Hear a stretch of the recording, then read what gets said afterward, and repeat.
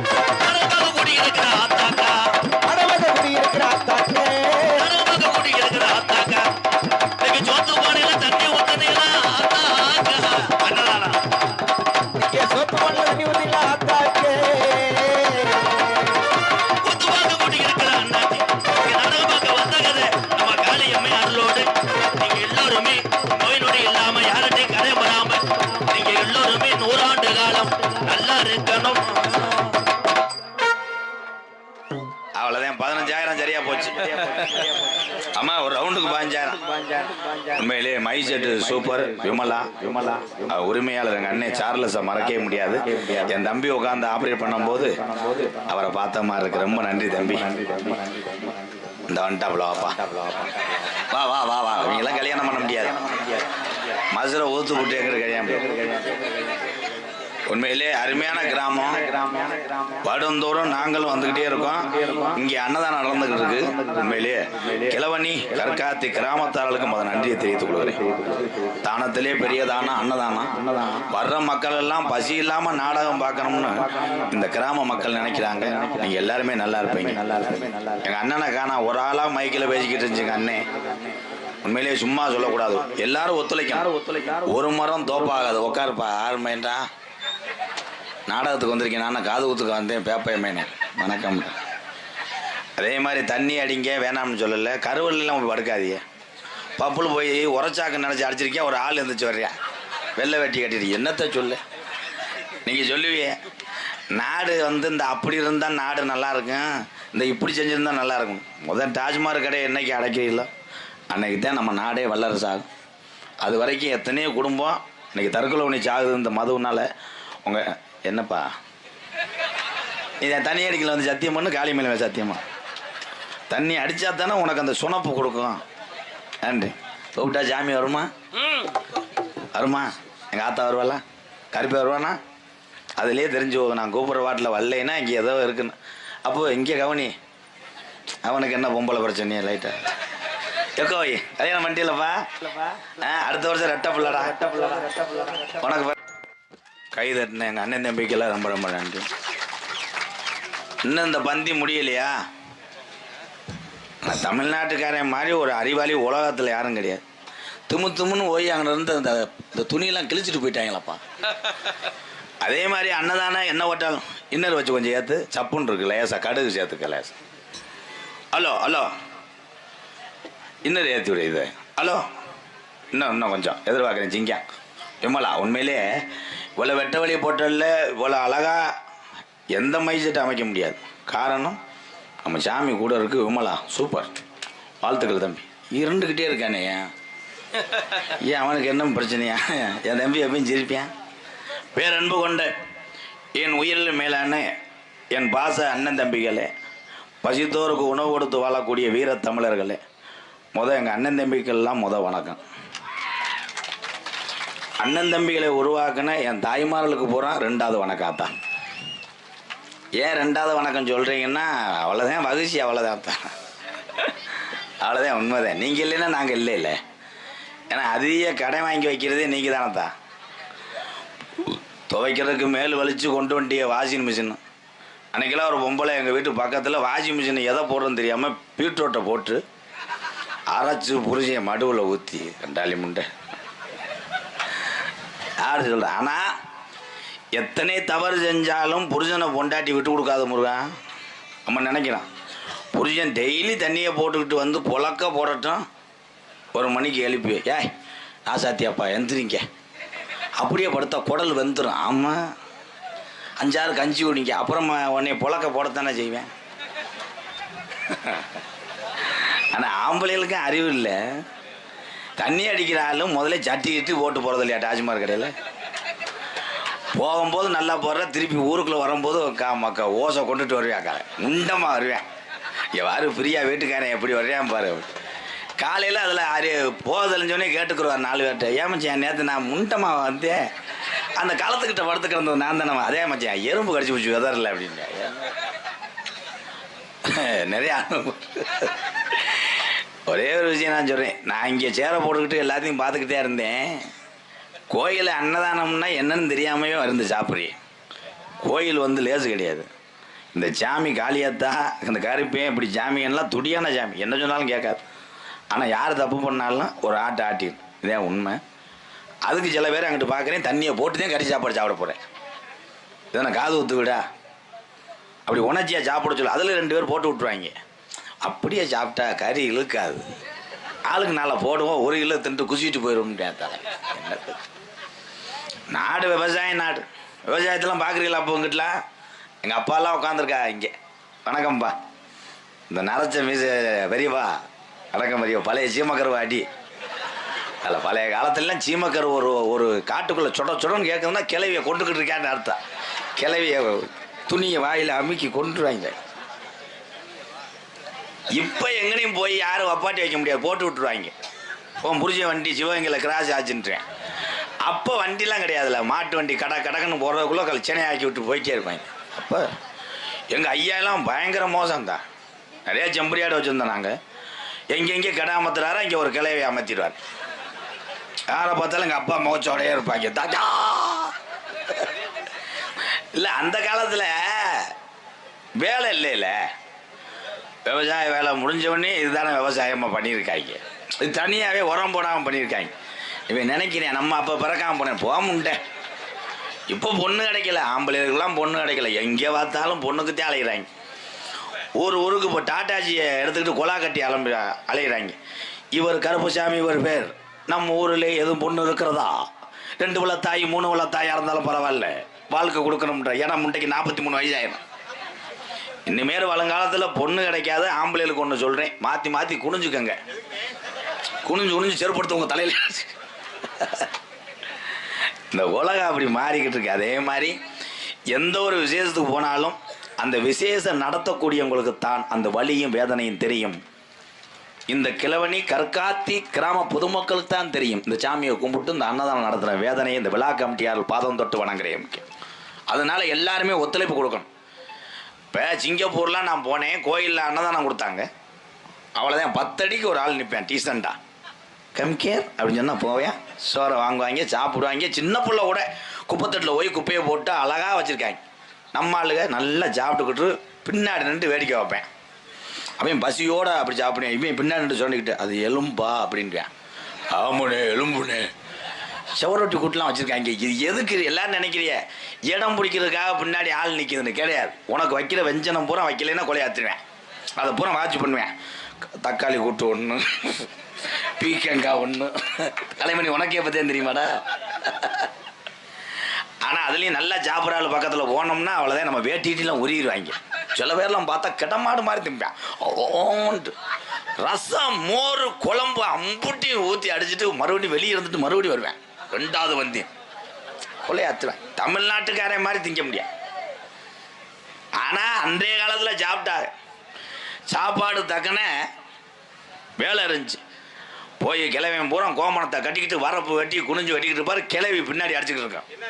நாத்தை பிடிங்கி தூரம் அடிச்சு, தம்பி நீங்கள் போகிறது நல்லது தம்பி, அம்பளிப்பு வாங்கக்கூடாதுப்பா.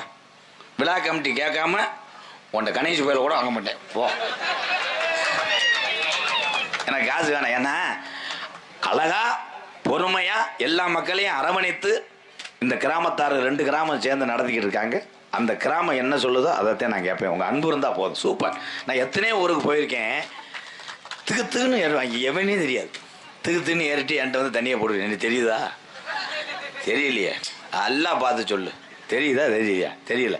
2016 உனக்கு மானாமரம் பஸ்ஸால் டீ வாங்கி கொடுத்தல, அது நான் தாண்டிவேன். நான் என்ன ஆனால் அதிகமாக இந்த நாடக கலையை இன்னைக்கு திருப்புமுனை ஆக்குனது என் தம்பிகள் தான். என் தம்பியதே. என் தம்பின்னா நீங்கள் தானேப்பா? பூரா இந்திக்காரங்களாடா. சிவகங்கை மாவட்டம் என் தங்கம் தானடா. அதுலேயும் என்னைய வந்து ஒரு 2 பேருக்கு போட்டோ எடுத்துட்டு கேட்குறாங்க, நீங்கள் எம்கேஆர் யாருன்னு. இல்லை நான் தான் எம்கேஆர். விளையாடாத, அவன் மசுறு மட்டையாக இருப்பேன், நீ மொட்டையாக இருக்க. மசுறு இழந்ததுனால என் பேர் என்ன பூச்சண்டா. ஆனால் ஆண்களுக்கு ஒன்று சொல்கிறேன், கட்டுன மனைவி தான் நமக்கு இன்னொரு தாய். அதை மட்டும் மறந்துடாதீங்க. நீ படுத்த படுக்கையாக கிடந்தாலும் சொந்த வந்த எல்லாருமே ஆப்பிளை அங்கேருந்து தூக்கி போடுவேன், பக்கத்தில் ஒன்றா வாடகை அடிக்குதுன்னு. ஆனால் பீமூத்திர அள்ளி நமக்காக தாய்க்கு அப்புறம் பார்ப்பது தாரம்தான் என்று சொல்லுகிறேன். தாய்மார் உடனே தாய்மார் கைதட்டுறீங்களா, பாப்பீங்களாத்தா? எங்கே வாப்ப? அன்னைக்கெல்லாம் ஒரு 9 வாக்கினே மூங்கி கம்பு எடுத்து புரிச்சேன், சட்டி அங்கேருந்து தூக்குது. நான் கேட்டேன், ஏன் அப்படி தூக்குறிய, உள்ள குழவி இருக்கான்ட்டேன். அவன் கலட்ட மாட்டேன், முட்டை கவிச்சு அடிக்கும், என்னை கொல்ல பார்க்குறேன். அங்கே ஒரு தங்கச்சி சிரிக்குதாரு கேட்க. ஆனால் ஆம்பளையாள் சட்டி துவைக்கிறதுக்கே உங்களுக்கு நான் சிலை வைக்கணும். ஓ கசடாக இருக்கும், கலட்டி போட்டு போயிடுவாங்க. என்ன 300-400 ஓட்டை. அந்த ஓட்டை ஏன்னு கேட்டேன். சில பேர் நீர் வடியும் போது சல்லாடையாக சலிச்சுக்கிறோமா.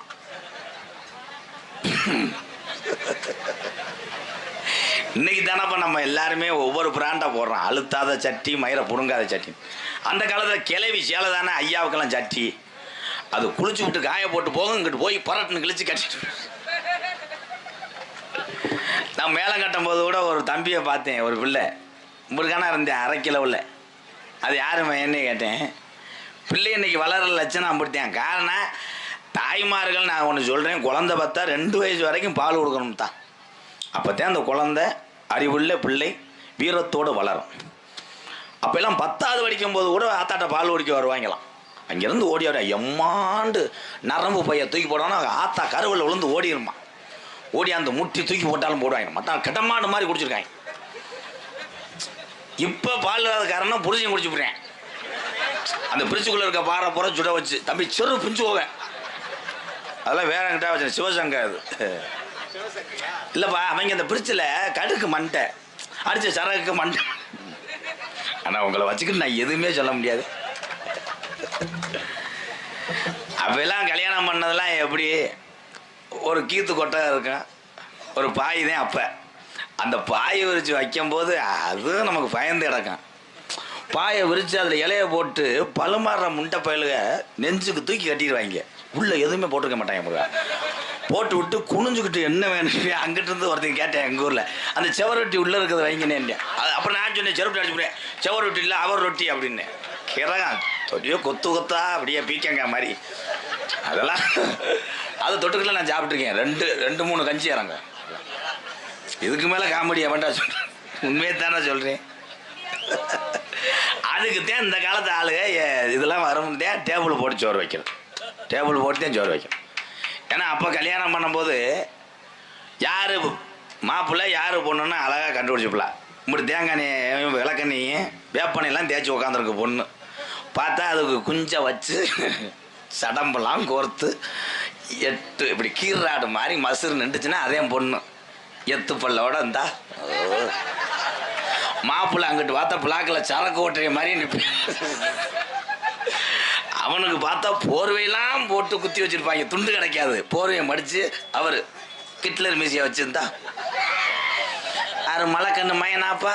ஆமாங்கய்யா. பொண்ணு பார்த்தா வேப்பனையா தேய்ச்சிருந்தா, யாருப்பா நீ புவனேஸ்வரியா? ஆமாங்கய்யா. அப்படியே ஊரில் பெரிய ஆள் வருவார், டேய் அண்ணே 9 ஆள் இந்தாடா தாலி கட்டுறா, ஒரு பாயின் தலைவாணி கொடுங்கடா, போய் அடிங்கடா, அடிச்சுக்கிறாம இருங்கடா. திருத்துன்னு வீட்டுக்குள்ள வாங்கி 2 பிள்ளையை பற்றிட்டு வந்துடுவாங்க. அது அந்த காலம் பாசிட்டிவ். இப்போ பார்த்தா யாரு மாப்பிள்ளை யாரு பொண்ணு ஒரு மசுரும் தெரியல. கல்யாண வீட்டில் எல்லா பொம்பளையும் லிப்டிக்கு, பூரா பொம்பளை லிப்ட். அப்படித்தான் ஒரு கிளவி கூப்பிட்டு, நல்லா இருந்தா 45 வயசாச்சு, அவனுக்கு பொண்ணு கிடைக்கல, நீ நல்லா இருக்கண்ணா, அவனை நல்லா பார்த்துக்கத்தா அப்படின்னா அந்த பிள்ளை அழுதுச்சு. நான் பொண்ணு கிடையாது, நான் கல்கண்டு கொடுக்குற பொம்பளை. அது மேக்கப்பு. வாங்க அண்ணே துண்டை போட்டு விடுங்க. உண்மையிலே விழா கமிட்டிக்கு ஒரு கைதட்டு கொடுக்கலாம். எல்லாம் ஒரு கைதட்டு பண்ணி விட்டு பொன்னாடை பொருத்தப்படும்.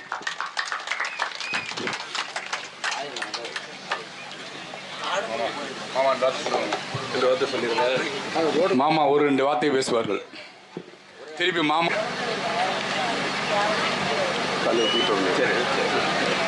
சொல்லிடுவோம். நீங்க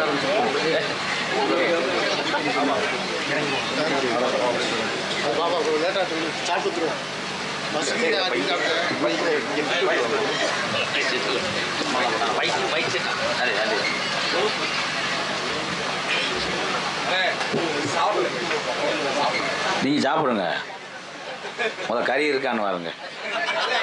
எல்லாத்துக்கும் அள்ளி கொடுத்துட்டு நீங்க பட்னியா அடைக்கல சாமியெல்லாம். அதுதான் அந்த விழா கமிட்டி உண்மையிலேயே. இவ்வளோ நேரம் சாப்பிடல போனே எனக்கு மட்டும் டிஃபன் பாக்ஸில் அள்ளிட்டு வா. நெசமாத்தேன் நான் 1 மணிக்கு தான் சாப்பிடுவேன்.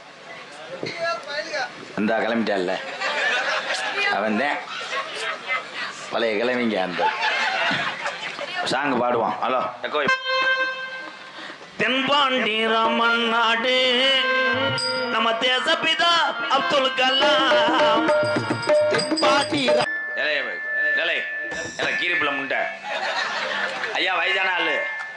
உங்க தாப்பு புத்தூர்கட்டு பாண்டி மைனே அவரோட என்னடா சேர்க்க உனக்கு? பெரிய ஆளுகள்லாம் இந்த புத்தி பத்தாது. இன்னும் வர வர நான் பழக்கணும் பேசி புரியும். அப்புறம் சின்ன பிள்ளை சவாஸ் இல்லடா கலைமணி. பெரிய ஆளுக பெரிய ஆளா இருந்தாங்க. அன்னைக்கு ஒரு பெரிய ஆள் வேலுக்கம்பு எடுத்தா எல்லாம் ஊரே எடுக்கும். இப்போ பெரிய ஏங்க மைத்த புடுங்குங்க அது இல்லைடா. இவன் யாரா நாடகத்தை கருத்து போறாடா. இப்போ பெரிய ஆள் என்ன வேண்டினா சின்ன பையன் சரக்கு அடிக்கும் போது நீ ரோசத்தை மானத்தை ஊற்றுக்கிட்டு போய் எனக்கு 2 ஊற்றுங்கடான்ற. அப்புறம் தூக்கி விட்டு மிதிப்பானா மிதிக்க மாட்டானா? அவர் எந்த ஊருப்பா அந்த ஐயா? ஐயாவோ அவங்களும் சேராதிய மடுவை கடிச்சு போடுவாங்க. பூரா காலி பயிலாம் இருக்காங்க. ஊரு எல்லாமே மாறிக்கிருச்சு. உண்மைதானே வங்காளி? ஊர்கள் இந்த ஒற்றுமைலாம் இல்லையே. எல்லாருமே நல்லா இருக்கணும். ஒரு கிராமம் நினச்சா எல்லாருமே 3 வேளை சாப்பிட்டு ஆரோக்கியமாக வசதியாக இருக்கலாம்ல. எல்லா இடத்துலையும் போறாமதேன். போறாமல் யாரும் இல்லை. கூட பிறந்த அண்ணனாக இருந்தாலும் போறாமல் போகிறேன். நீ நல்ல வேட்டி கட்டினேன்னா ஏற்ற வீட்டுக்கார லேசாக எலும்புச்சம்பளத்தை தேய்ப்பேன். வேட்டி எப்படியாவது கிழிஞ்சிடும் சாயந்தரத்துக்குள்ள. என்ன உலகம்! போட்டியும் பொறாமையும் நிறைந்த உலகத்திலே எதையும் எதிர்பார்க்காமல் உன் வெற்றி பயணத்தை மட்டும் தொடர்ந்தால் வெற்றி பெறலாம். என் அன்பு தமிழ் உறவுகளே, உண்மைதானே? இந்நேரத்தில் போன் அடிக்கிறானா கப்ளிங் தானடா. என்ன 12 மணிக்கு போனா அதுல என் தம்பியை மாதிரி அவனும் கண்டுபிடிக்க முடியாது. கைலியை பொத்துக்கிட்டு பொம்பளைகிட்ட பேசுவாங்க. குசு குசுன்னு பேசுவாங்க. சொல்றான்ட்டுவேன். ஆனால் அந்த பிள்ளைக்கு காது கேட்குமா கேட்காதா? சொல்றான்ட்டுவேன். காலையில் 5:30 விடியும். அப்பயும் அதுதான் சொல்லுவேன். சொல்றா விடிஞ்சிடும். கொஞ்சம் வாடா ஆக்க வேணாம் தம்பி, நல்லா இருப்பிய. கொஞ்சம் மைண்ட் மாறிடுச்சுன்னா அப்புறம் லூஸ் ஆகிடுவேன் நான். இதில் ஓஜி வண்டி வந்தாலும் கை தூக்குங்க. இப்போ வீட்டுக்கு போகிறது நல்லது. ஓஜி வண்டியில் வந்தால் என்ன சித்திரவதைன்னா, நம்ம ஒரு மனுஷன் நாடகம் பார்க்க முடியாது. அந்த கூட்டு வந்த ஆள் நகண்டா நீனும் நகலாம். அத்தாடி கிளம்புறானே அது செய்ய முடியாது. என்ன மச்சான் கிளம்பிட்டிய? எனக்கு மண்டை வலிக்குது மாப்பிள்ள. இருங்க இன்னுமே தான் டான்ஸ் வரும், நல்லா ஆட்டம், விட மாட்டேன். அப்படியே ஏன் இதெல்லாம் சொல்கிறேன்னா, அங்கேருந்து நாடகம் பார்த்துட்டு இங்கே நடிகனாக வந்தவன் தான் இந்த எம்கேஆர். நான் ஒன்றும் வானத்தில் குச்சிலாம் வரல. ஏன்னா அன்றைய சூழ்நிலையில் நாடகத்தை 7 மணிக்கெல்லாம் போய் உட்காருவோம். நாங்கள் பிள்ளைத்திலா குழந்தான் நம்ம ஊர். அப்போ பார்த்தா எங்கள் அப்பத்தா பட்டு கிளவி, எங்கள் ஐயா எங்கள் ஊரே திரண்டு பணியாரம் சுட்டு கடாப்பட்டியில் கொண்டு வந்து உட்கார வச்சு அப்போ சேலையை விரித்து அப்படி உட்காந்து நாடகம் பார்ப்போம். இப்போ கரெக்டாக என் தம்பிகளுக்கு தெரியும். நான் உள்ள சத்தம் போட்டவுடனே எம்கேஆர் வந்துட்டேன், இன்னும் போனால் சரியாக இருக்கும். பெட்டிக்காரை எடுத்து வச்சு 3 பாட்டு பாடுவார். அதுக்கப்புறம் மங்குன்னு தவி அவன் வருவேன். எல்லாமே தெரிஞ்சு வச்சு. காலம் கம்ப்யூட்டர் காலம். இந்த கம்ப்யூட்டர் காலத்துலேயும் என் தம்பியை வர்றதுக்கு காரணம் என்ன? இந்த கலை மேத உள்ள ஒரு லவ். வாழ்த்துக்கள். என்ன வேணுனாலும் கைதுட்டாங்க. ஏன் இங்கே இருக்க 70 பேர் நம்மளுங்க தலைக்கு 70 ரூபா கொடுத்து கூட்டம். இன்னைக்காவது இந்த ஊரில் இவ்வளோ கூட்டம் இருக்குது. சில ஊரில் பப்புண்டாச்சு முடிஞ்சோடனே கூட்டம் போயிடும். 2027 ஒரு முடிவுக்கு வந்துட்டேன். 12 மணி வரைக்கும் தான் உள்ளூர் ஆளுகளை பார்க்க விடுவேன். அதுக்கப்புறம் அவ்வளோ பூரா டிராக்கெட்டில் ஏற்றிட்டு போய் வீட்டில் படுக்க போட்டுருவேன். அடுத்த ஷிஃப்ட்டு ஏன் ஆளை இறக்குவேன். தலைக்கு 100, ஒரு கோட்டு, ஒரு பிரியாணி. சுற்றி ஆளை வந்து உலக்கையோடு நிப்பாட்டுவேன் செக்யூரிட்டியா. ஆமாம், பொம்பளையால் கூப்பிட்டு வர மாட்டேன்.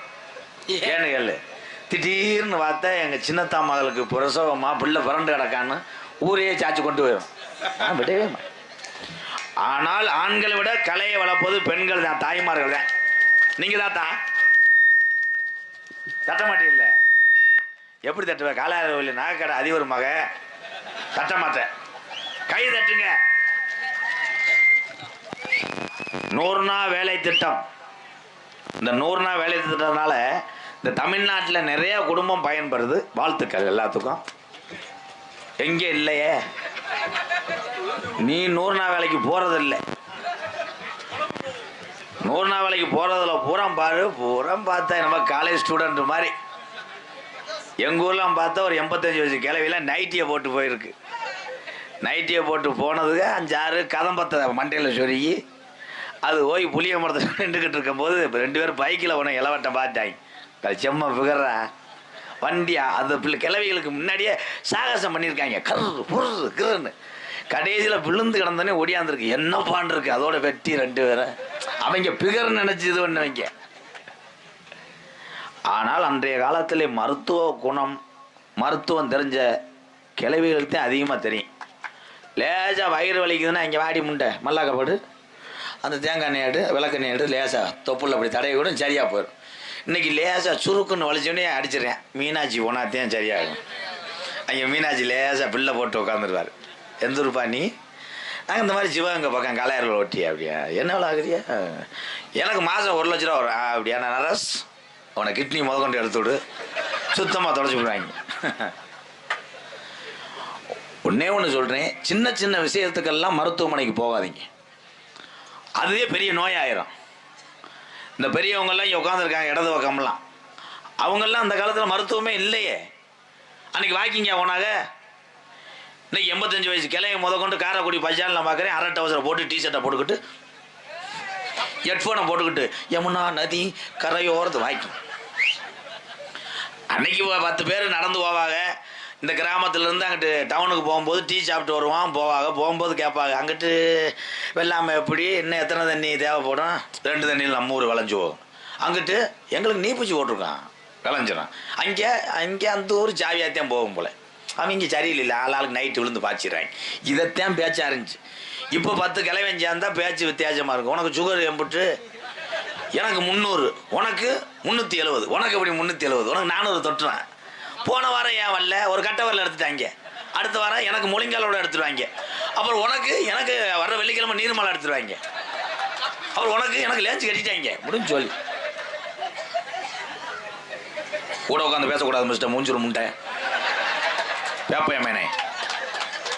இல்லைன்னா இங்கே வந்து பேசு, நான் போய் சூம்பி எடுத்துறீங்க. அவன் வா நீ பேசு, அண்ணன் உட்காருங்க.